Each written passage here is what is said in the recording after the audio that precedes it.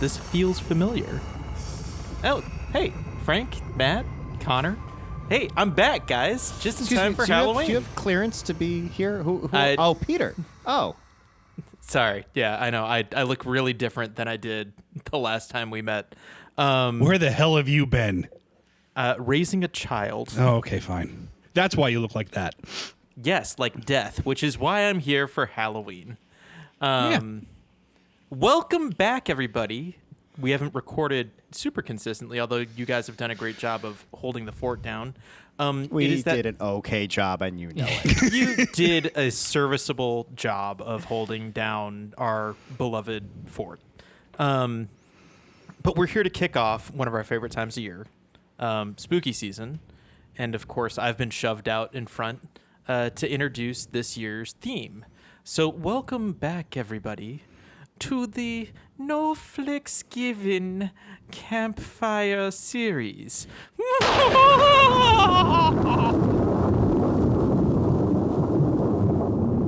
It's a little Mr. Burnsy, I think. Yeah, it's kind of what I was going for. Yeah. Okay. Sure. This year, we have decided to take on a theme. The past couple years, we have done things like Dracula movies and movies just trying to scare me, but not be too scary. This year, that was a lot of fun. I really enjoyed that, actually. I was thinking about, what's the one with Stephen King in it? Creepshow. Creepshow. Yeah, I think I'm going to watch Creepshow again this year.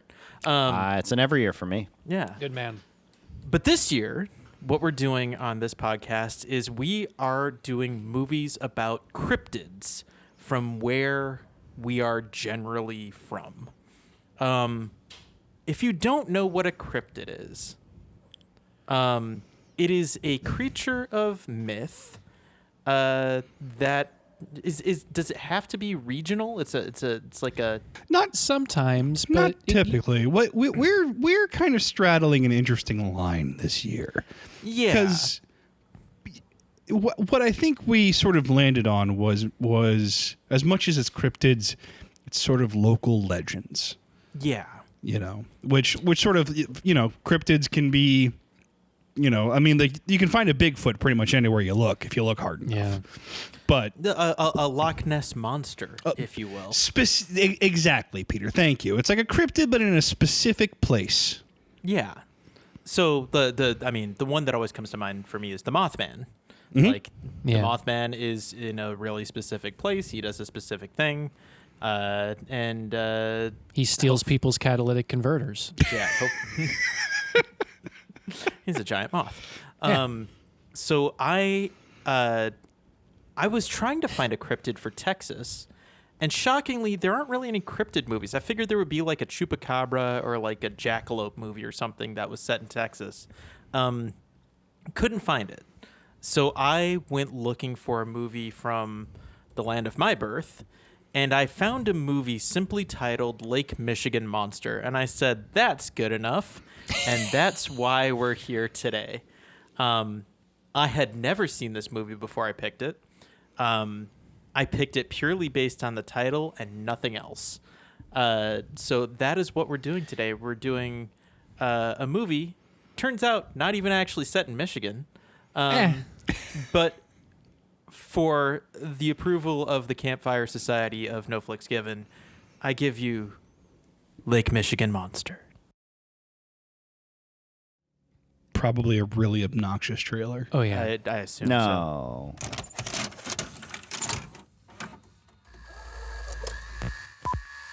And then the monster attacked your father and took him away. Took him away and killed him. The authorities say sea monsters aren't real.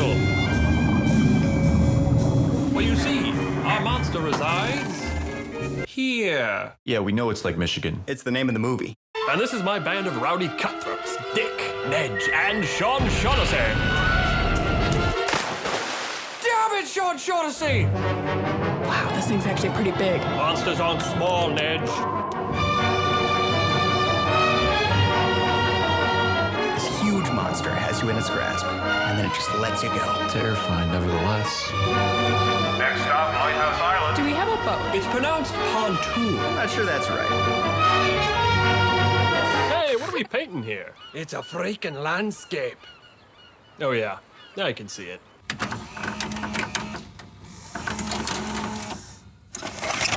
Choosing a movie solely by poster and name is a very classic, like, blockbuster move. So I do have to commend you for that. Would you all believe that this movie predates The Lighthouse? I had that thought, and that is shocking to me because Right? I think it's the very first scene is on Lighthouse Island. Yeah. And to think that Robert Eggers saw this movie and then saw it essentially as a gauntlet being thrown at his feet. Honestly, I wouldn't put it past him. So I assume nobody else has seen this movie before, much less has heard of it. I had never even heard of it. I want to get into why this movie actually might be sort of important to cinematic history in a second, but let's just go around the room. Educate me, Peter. We'll get there. Let's go around the room real quick and everybody give me your first impressions. Frank, you feel like you're chomping at the bit here. I hate you. Have another kid so you don't have to. This sucked so much, man. Listen very carefully. First of all, listen, I got a lot of problems and I've been quiet. Linda, I've listen. been Listen, Linda. Really good. Look, you all told me we're going to do cryptids as the theme. Yeah. Great. Fine. Whatever you want to do. This is a cryptid has to be something, I'm sorry, that has a Wikipedia page that is unrelated to the movie. This is that was just, the thing is like there have been like reports of like Lake Michigan style like Loch Ness monsters before. So I figured, yeah, that's probably what this movie is like gonna dance around. You'd think, but the equivalent. This is the equivalent of like if you picked for your cryptid movie The Life Aquatic, and you're like the jaguar shark is my cryptid.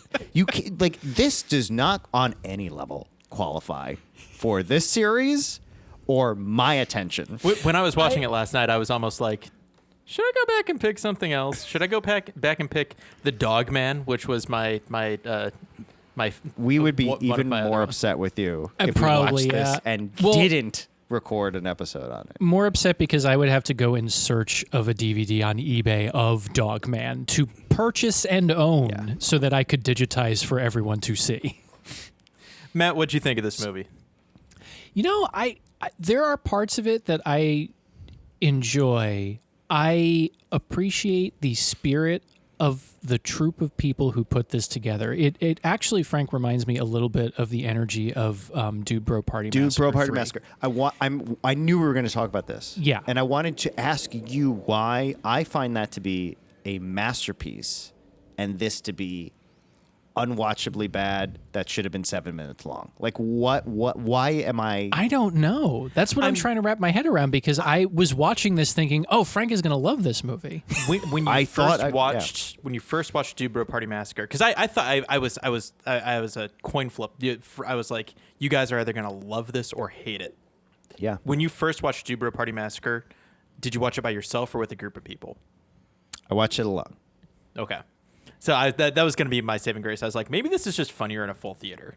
Like, you get that one person that thinks something is funny, and then the laughter just goes. I also think that movie's just on a very base level, just the jokes are so much stronger. Yeah. This is like one or two moments made me laugh with this, and that's Yeah. pretty much it for how often they're throwing jokes at you and how much I looked like I was watching The Lighthouse. That's the thing. Yeah. You can tell that they're padding for time a bit, which is astonishing considering it's only 78 minutes long. But yeah, it has moments where you can definitely tell the group that was constructing the story was trying to build around specific moments or wanted to introduce specific thoughts or statements, but then everything around it is kind of filler. They kept the visual tone of the whole thing together for all those 78 minutes, which I do appreciate. But yeah, I don't want to say that this meeting could have been an email, but it maybe could have been a larger PowerPoint. This should have been an excerpt of Kablam. That's what this should have been. Oh yeah. That's kind of what it feels like. Actually, Connor. Yo. I was thinking about you most of the time when watching this movie because I was reminded of an internet movie that you used to put on around 2 a.m. called Sock Baby. Mm-hmm. And this has Matt, have you never heard of Sock Baby? I don't think I've heard of Sock Baby. I haven't either. I have been a terrible friend. I'm sorry. Wait, we've been drunk together. How have I not forced you to Yeah, I watch this know. movie? So And there are a lot of other movies that we've watched. this movie just has that like do-it-yourself YouTube Yeah. energy. Oh, totally. Out the ass to the nth degree. Somebody was like, let's just get together and just make a movie. Like this movie had to have cost less than $100,000 to make. It cost $7,000, I believe. That beautiful. sounds right. Yeah. the El Mariachi number. So yeah, Connor, but adjusted what for inflation. I mean, and Seriously. wages haven't increased in the last 30 years. Like, I mean, that's practically nothing. what was your take on this, Connor? I respect it. Yeah. There were parts of it I liked. Name 5. I really enjoyed the first 10 to 15 minutes. I think when the whole crew is together doing their thing, when it's the 4 characters On the all- beach with the radar. yeah, playing off of each other. I think that's when it's at its strongest. Once they go away, when the movie gets lost, and so do I. Yeah. It's also around when the crew leaves that also some of the really, really, really strong visual stuff starts to fall away. It's the movie. I'll fight you on that a little bit because I actually think the strongest section of this movie is the whole underwater sequence. Oh no, I don't disagree. I think that's really strong. I think it's less specific than the beginning, and I think what makes the beginning really sing is how specific it is. I think they do some really interesting compositing work and do some interesting effects work that keeps it entertaining for the last third or for the last 20 minutes or so. But the specificity in shot choice, camera movement, and editing at the very beginning is really, really strong, and it's really kind of heartbreaking when they start losing that as the movie goes on. This movie has been nominated 19 times and won 9 awards. For BAFTAs, no less. Was it BAFTAs? I'm kidding. No, it was the Beloit International Film Festival. And the Fantasia Film Festival. It won The both of those. BIFTAs. Yes. It was a nominee in the Nightmares Film Festival. It did win best Wisconsin film in the Beloit International Film Festival in 2019. I mean- so there you go. God bless him. Anyway. This movie, so for people who don't know what this movie is about. So first to establish sort of the cryptid cred. Yes. Peter, growing up in Michigan, were you told any stories about lake monsters? Was this anything that you learned about when you were living there, or is this something that you came up after? And if so, what are those stories that you were aware of? Yeah, there was nothing. Okay. Like we really did not grow up with any. Like we grew so up with weird. we grew up with ghost stories. We grew up with the bridge that if you were there at midnight, you would hear voices, or like a tree that somebody had like hung themselves on. Like if you went there and like flashed your lights at it, you would see something. Like we grew up with What's those. the Like Jersey one? Clinton Road? We have a That's ton. Clinton, which I have driven. The Clinton same Road. thing, Peter. We have a road that has the voices and whatnot. Well, there's Clinton Yeah. Road. There's also the road that the nuns are buried on. There's an entire periodical that used to be published called Weird New Jersey. I remember Yes. I think every state had that because I remember a weird Probably. Michigan, yeah, and I definitely remember a weird Ohio. Yeah, but yeah, I guess I was just curious to see how much of any whether it was urban legends or just tall tales about lake monsters while drunk fishermen were out, on Lake Michigan.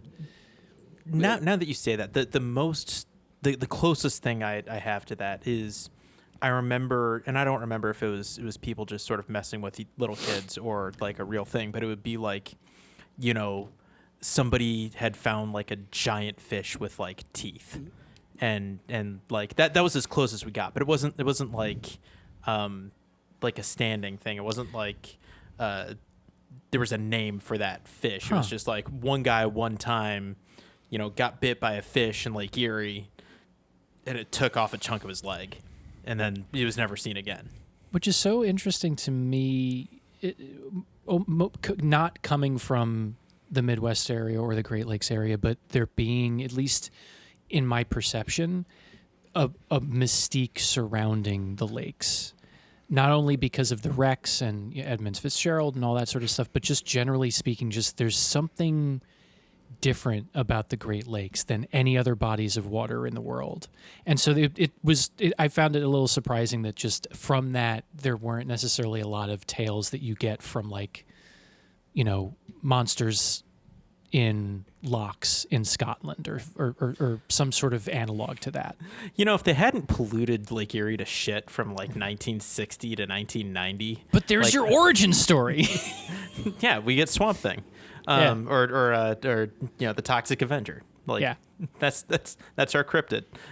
It is crazy that it's Lake Champlain is the only one that's like this little fucking spit on the side of New York is like, we have a cryptid. We are the only lake that has the cred. It's wild. Which is the Great Lake that's comically deep? Lake Michigan.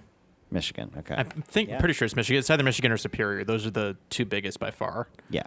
The legend lives on from the Chippewa on down to the big lake they called Kitchigumi. Stop. Kitchigumi. I'm going to cry. Stop. Don't. I'm going to cry. The skies of September were gloomy this year, so no, I mean maybe that's it too. Is just like the lake itself is so massive, and there are so many people that have just died because like it's a big, terrifying lake, and winters are hard up there. That like we didn't need cryptids. We had the lake was the monster. Yeah. This, and I don't know if like the perspective is different in Wisconsin, where all these yahoos are from the shores of Milwaukee. I do not claim them as my own, and I don't claim this movie, but here we are. Wait, sorry. Peter, what did you think of this movie? So when I first started it, I was like, the theme is very tongue-in-cheek. It's got this sort of B-movie Ed Wood style to it, right? Mm-hmm. And I was like, okay, I can get on board for this. Yeah. And Connor's kind of right. It's like, it feels like they had an idea for the first 20 minutes and the last 20 minutes. Yeah. And the middle was a big mystery. Yeah. And the places where I got really frustrated were these middle pieces that were kind of aimless and didn't really know where to go, because the places where they actually like put production value into, where they had animation and effects, and I thought actually was okay.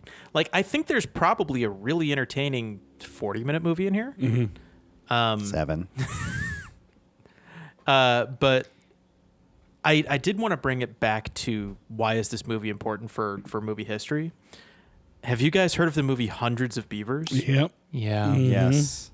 That movie is taken off. And if you have not watched it yet, that movie, it has far more in common with Dubrow Murder Party, just in terms of intelligence and jokes and visual gags, and like actually understanding that they just wanted to make a Looney Tunes picture, as opposed to this movie where they kind of do it in this really detailed underwater sequence, but other than that, they're just kind of dicking around. The beauty of the underwater sequence is that, and why I think it's important for Hundreds of Beavers, is that it's almost entirely silent. Mm-hmm. Like, there's very little dialogue. So they're forced to think creatively and visually. And Hundreds of Beavers has, I think, no dialogue or like very, very little. And it is very smart and very funny. So that to me is sort of my film history connection there. It just threads the weirdest line for me with like how fake it decides to look and how, I'm doing air quotes, authentic the like 50s B-movie aesthetic is. personally, I'm not saying it doesn't have creative decision making in it, but like that grain filter is doing a lot of heavy lifting for much of this movie. And it's one of those things where it's like it almost goes into like a George Méliès kind of abstract aesthetic towards the end. And I want it to, like, I either want it to be weirder or like play it straighter and then be satirical. Like I don't know. I just like whatever this middle ground is, I despise deeply. Yeah, I had a similar experience in that it's after the initial 20-minute mark, especially like, again when the cast of characters kind of goes away and it's just the main Seaford guy on his own. At some point, we do need to tell people what this movie is about, because after listening to the first 20 minutes of this, I doubt anybody's going to look it up. Fair, Peter. Actually, tell you what, you picked the movie. Why don't you tell us what happens in Lake Michigan Monster? And don't enjoy it. Yeah, be really dry about it. So it starts with this guy named Seafield who is looking to assemble a crew to avenge his father, who was taken and killed by a sea monster. He gets a weapons expert, a sonar person, and a guy from the Navy. Sonar individual. Sorry, yes. Come on. Our token female. And they attempt to find and kill the monster. Hijinks ensue. At one point, the monster gets pregnant and produces an egg off screen. Some trippy dream sequences happen. The egg gets blown up. And then one of the crew members dies. Spoiler. And then proceeds to haunt the captain the rest of the film. And then it gets into this really detailed underwater sequence when his crew is effectively abandoned him, where the captain goes underwater and can breathe underwater, I guess, and finds recruits an army of ghosts. And then A la Return of the King. Yeah, very Return of the King. Fights the dead soul of his former weapons expert, Sean Shaughnessy. Rest in power. And then has like an anime style fight against the sea creature, who is also like very sort of anime derivative. Like kind of, yeah. It's a very demonic creature. I took it as like 50s B movie look. Like they attach the centipede thing to it, but then it also becomes a little bit of, if you're familiar with the concept, Dagon, the elder god, and the movie. I mean, it looked like a demon straight out of like Yu Yu Hakusho for me, but with Barnacle it looked boobs. like if the Joker was an anglerfish. That's what it looked like. Yeah, pretty much. That's a good comp. I see the Dagon now that I'm looking it up, but Dagon. Well, but also the fact that the Dagon monster is related. Yeah, I'm doing crab hands while I'm telling this story. The Dagon monster is the sister of our protagonist. Yes, Captain, not Captain Seafield. Seafield. Sorry.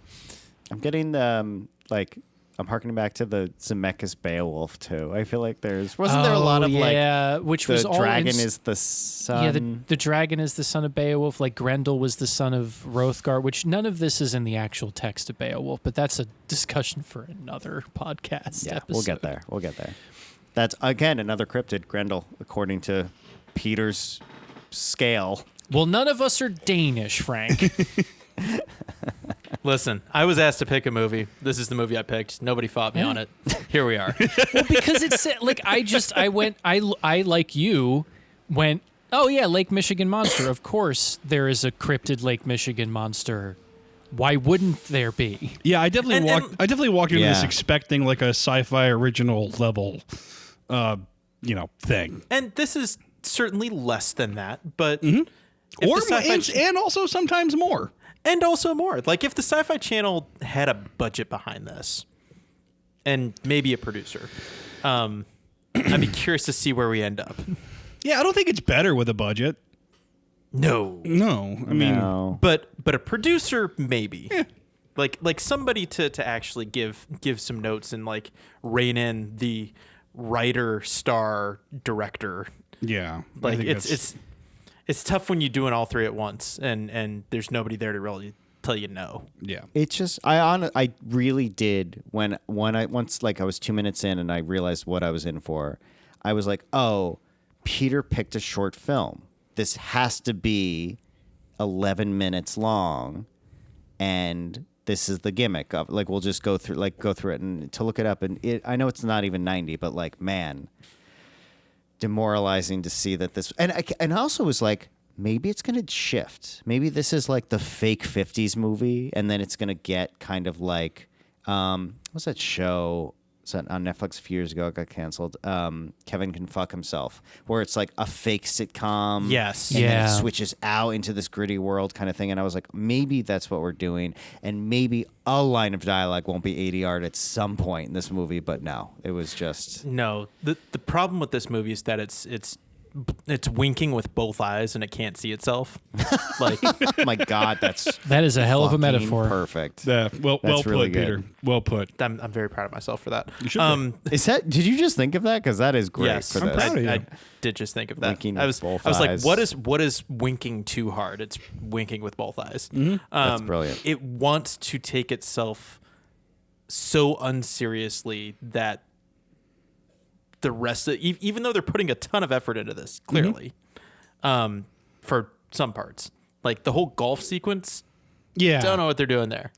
Well, and that's the part where taking itself unseriously really bites it in the ass, because there's a moment where it's taking itself so unseriously where you're just like, okay, these aren't characters anymore. These are bit delivery vehicles shaped like humans, and the quality of the bits varies pretty dramatically. And the problem is, it's not like it's Ed Wood where you are getting what appears to be a really sincere performance, and Yeah. just nothing is lining up. That everyone is in on the joke. Clearly, everyone knows that they're in something that they are not taking seriously. Yeah. And I think that's part of the problem too.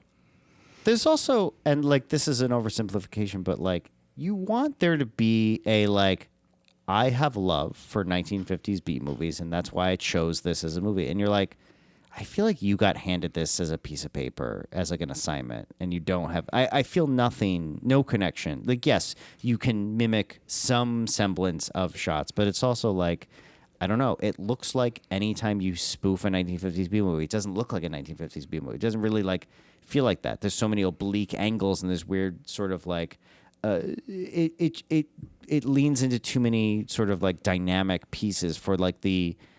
You know, those 50s movies were so mundanely shot for a lot of it. Yeah.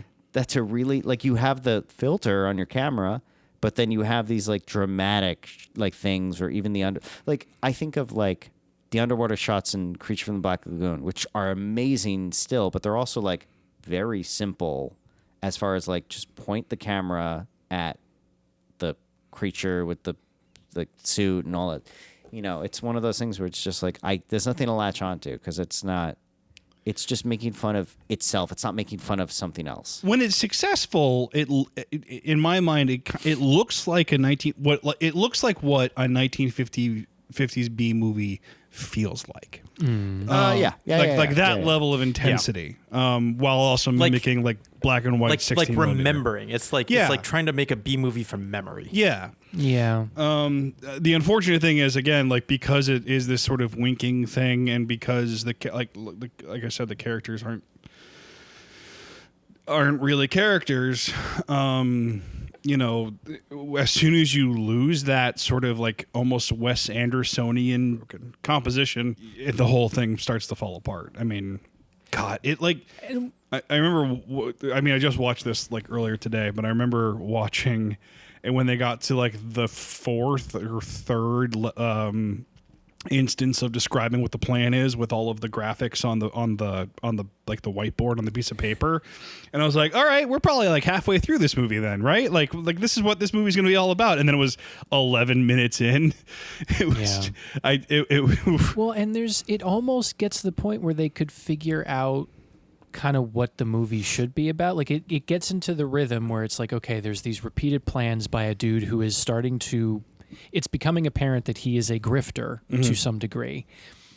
And we start to learn more about, or we should start to learn more about the characters as that's going on. And that's where your meat and potatoes are. Like the scene where they're all camping together in the tent, as there's sort of like, Dick's talking about his dishonorable discharge and like all this sort of, where you're learning a little bit about these people and you're starting to maybe get a sense. And that's when I thought we were going to get into a groove, and then it doesn't. Yeah. So like there's a little bit of kernels there. They just don't pursue it. I want you guys to guess, don't look it up, what the IMDb rating is on this movie. It's got, I think it's high. I think it's actually kind of high. 6.8. It's got 1,400 reviews. 7.8. Yeah. Connor? I'm going to sort of split. IMDb's, It's the worst. It's the worst one. Godfather has like a 7 point something, doesn't it? I mean, I could do Rotten Tomatoes, but it has way fewer reviews. Oh, fuck off with Rotten Tomatoes now. What's Letterboxd? Letterboxd that might is... that might be a good one. Letterboxd, yeah. IMDb is 6.3. Okay, Yeah, that's about right. Rotten Tomatoes is 76. Yeah, that tracks. Yeah, see, I think... Those Kool-Aid drinking motherfuckers. Well, no, I think a lot of people see this and they're like, because I as well, I want this to work. I want this type of thing. And it also made me think of, has anyone here seen Joe Dante's Matinee? No. Oh, I want to. I have not seen it. Okay. Okay. So on Letterboxd, it's a 3.5. Good Lord. Yeah, that makes sense. But in Joe Dante's Matinee, a movie that, since none of you have seen it, I will make us cover after Christmas. Sure. Fun movie. It's not amazing, but it has a lot of love in it. And in it, John Goodman's character is essentially like a sleazy movie producer from the 50s, and he makes a 1950s B movie called like a combination of it's like The Fly, where like a man turns into like an ant, and that's like it's like a horror movie, and it's called Mant, and it is the most it's exactly what you want this to do. It's such a they keep cutting the scenes of it, and it just looks so much like it was shot in 1952, and it goes all in on the aesthetic, and the black and white lighting is done proper. Like everything about it is just, you sort of see like, that's the difference, where you see how much Joe Dante loves that type of movie and is making fun of it in a way that's like, if you know the shortcuts in those genres, you can kind of see the gimmicks of what he's going for.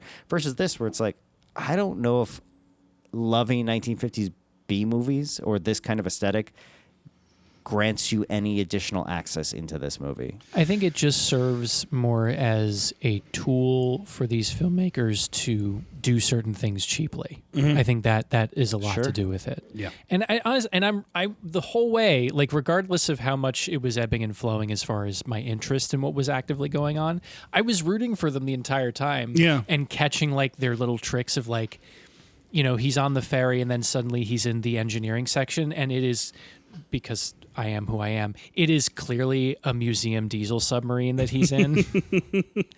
But I appreciated that they were like, hey, we have to go into the guts of some ship-looking thing, and all we can get is a museum boat that nobody's using because it's closed on a Monday. Like, I appreciate that ingenuity, you know?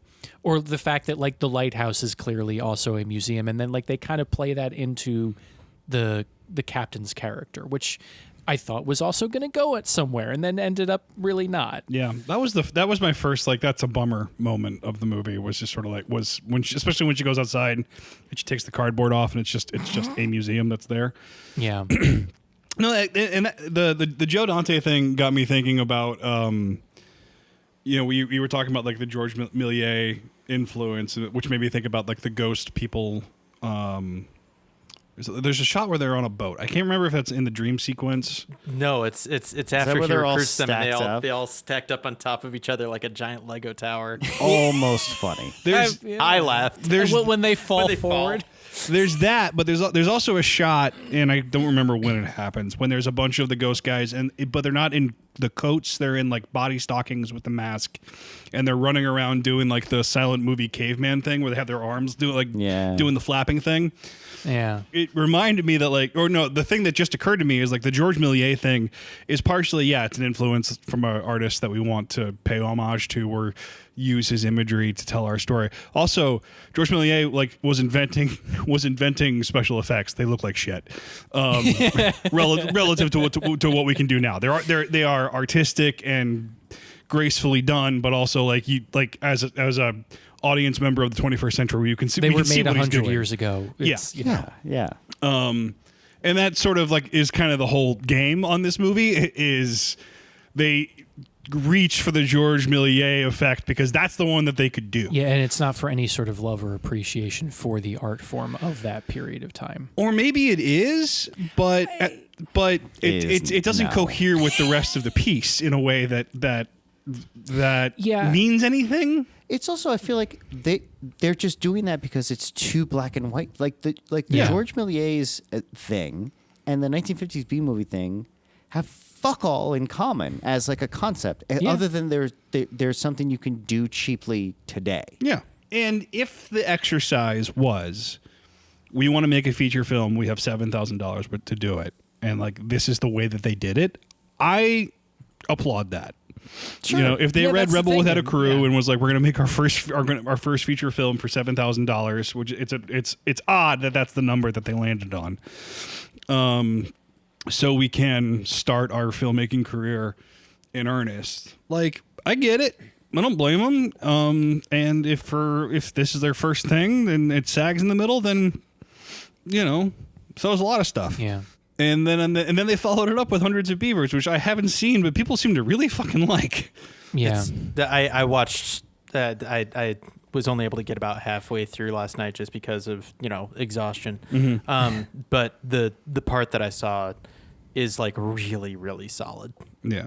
Well, and that's the one where they kind of go full slapstick Buster Keaton, right? It's full Bugs Bunny. Yeah. Okay. Yeah. Which it feels like that's kind of their strength when they're playing to it here, because there's a handful. The exchange at the end about the liquor store closing time had me laughing because I understood that reference, but for the most part, there's not a lot of dialogue that makes me chuckle all that much, except for a phantom ship. That the phantom ship line is the only line that got me, and it's because it's not he tries to not play it funny. Yeah. He tries to hold his cool while saying that, but he's so utterly scared, and it's a scary moment. It's actually effective. It's the only time that it's one of the few jump scares too. I think where the head pops into and not only that, the build up to it is timed perfectly. That when what Frank was talking about earlier, where there could have been a turn in the movie, the ghost ship was where I was like, oh, it's actually about to get scary now. We're actually about to do something with this now that we've gotten through sort of the ridiculous setup, and that would have been a more interesting version of this movie.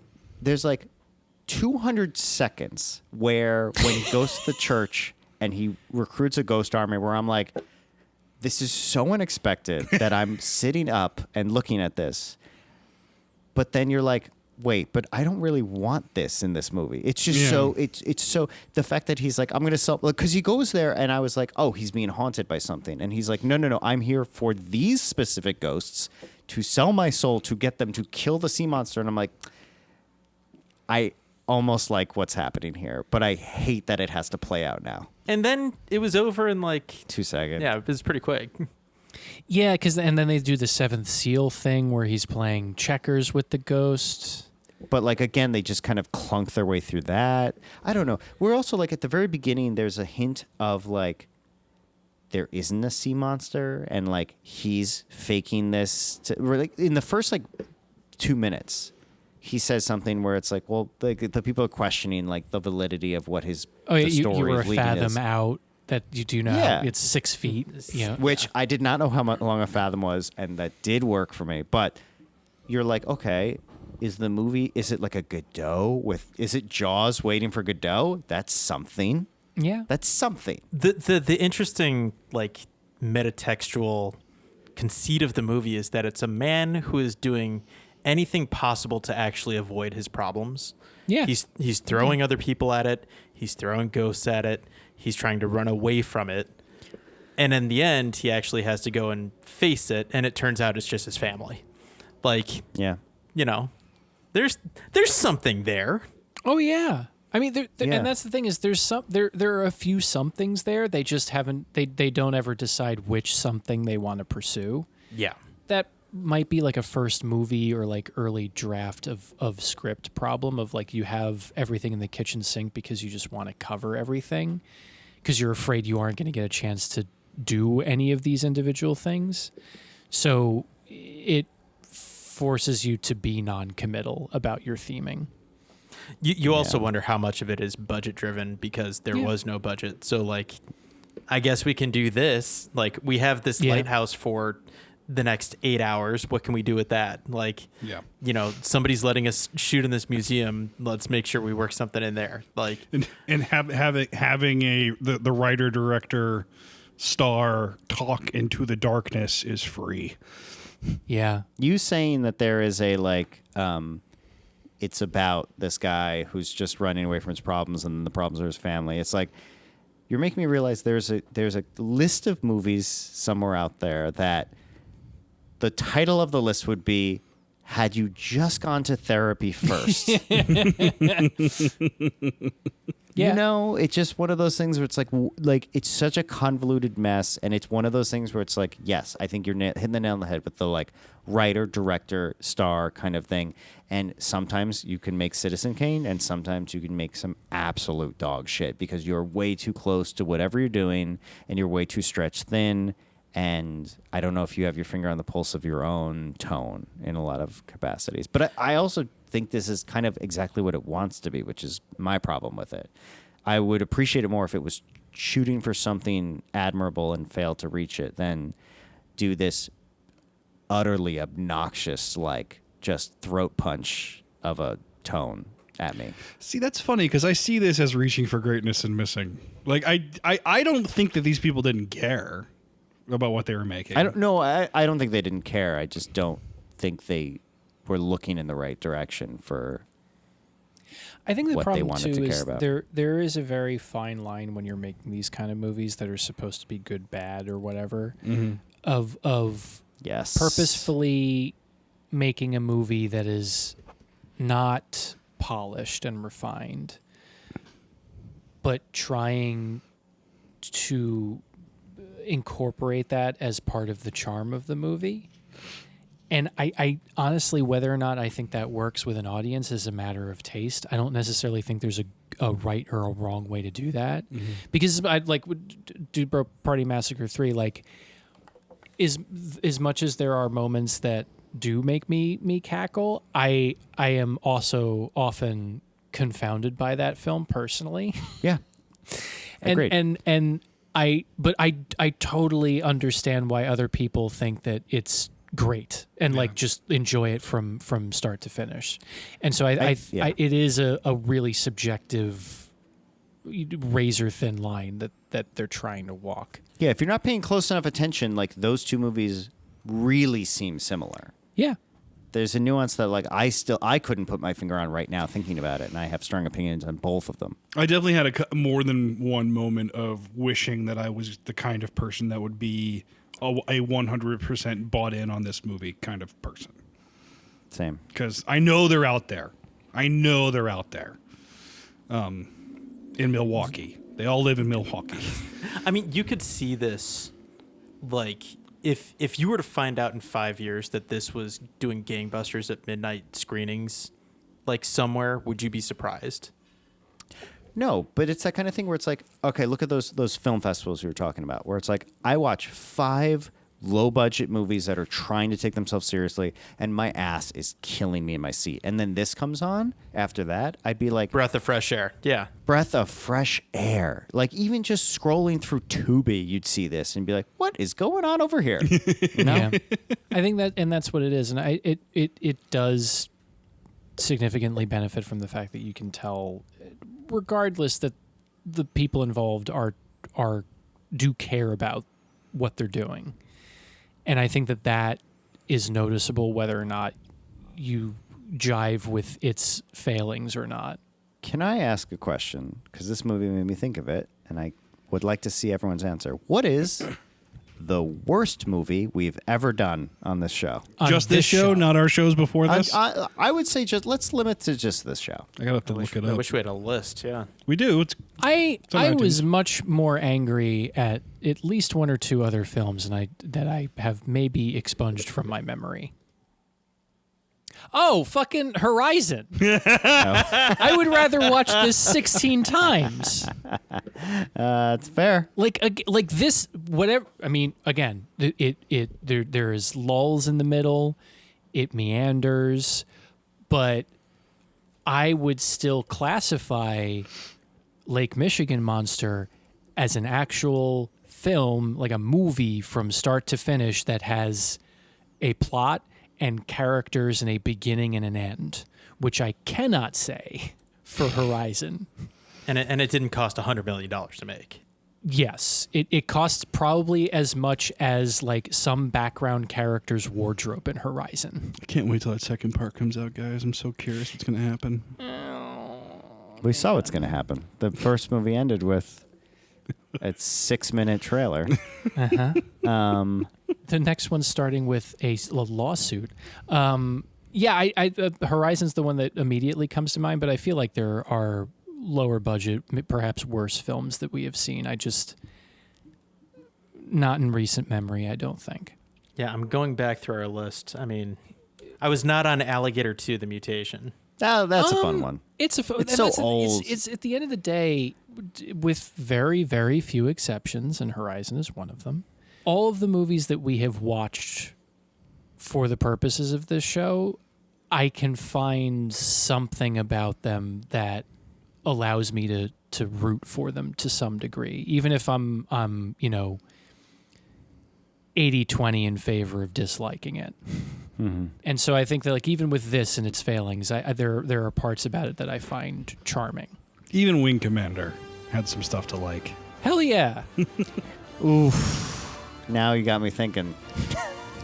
I don't know. Just the wackiness of that cast is worth the ticket. Yeah. Oh God, ranking our episodes is. I tell you what, I prefer the ambition of the creators of Lake Michigan Monster to the hubris of the guy that directed Wing Commander. Yes, I agree. That's a far more palatable pill to swallow. That's well put. I agree. Mm-hmm. Had Wing Commander just set its sights lower, I think they'd be a lot of fun. If it was just like it was built around like a skirmish instead of like it's basically we literally talked about this in the Wing Commander. If only they had shot it in black and white. Imagine that was a 1950s B movie. And waited to shoot After Hours on the Intrepid. Perhaps Wing Commander would be better received. Is this the best black and white movie we've ever covered on the pod? Wait. On this podcast? Yes. Or others are... No, wait. Didn't we do like a classic old movie? We did... did we Throne of Blood? Throne of Blood. Yeah, Raging Bull. But I'd put Throne of Blood above Raging Bull. Yeah, that's fair. So you're saying it's in the top 3? It is in the top 3. I'm more upset that it's not a cryptid. You're using that word doesn't mean anything anymore. And I will say too, I didn't say this at the beginning of the episode. Connor and Matt have chosen their movies. I still don't know what I'm going to pick as the last one.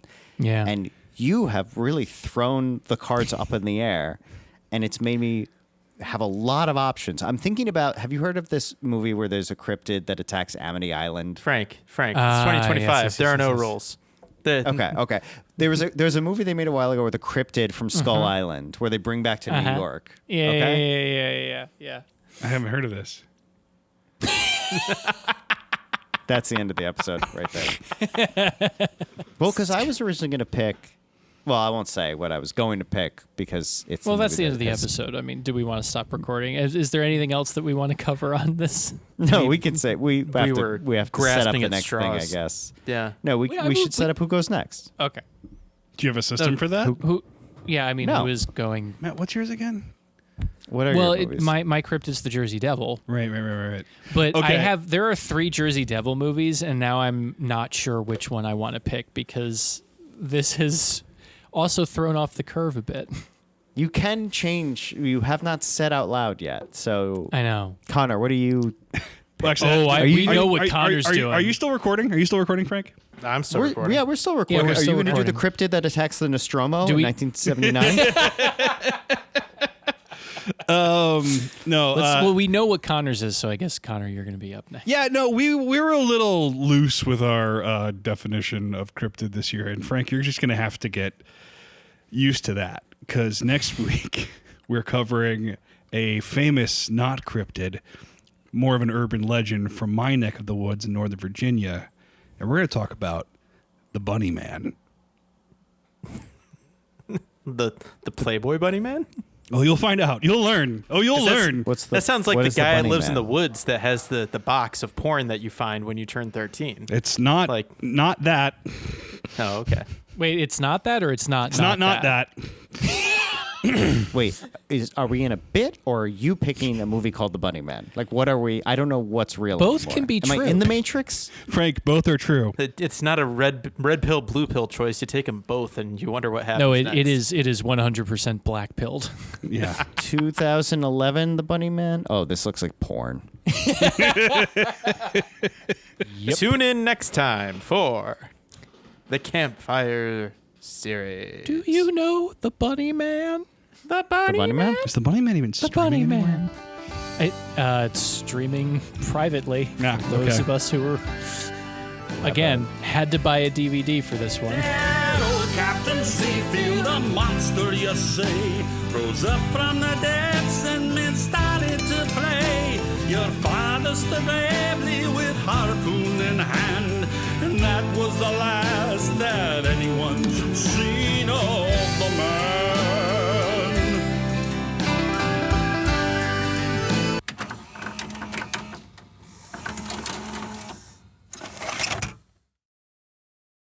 Are we still recording? Yeah, I didn't stop. I mean, in a technical sense, yes.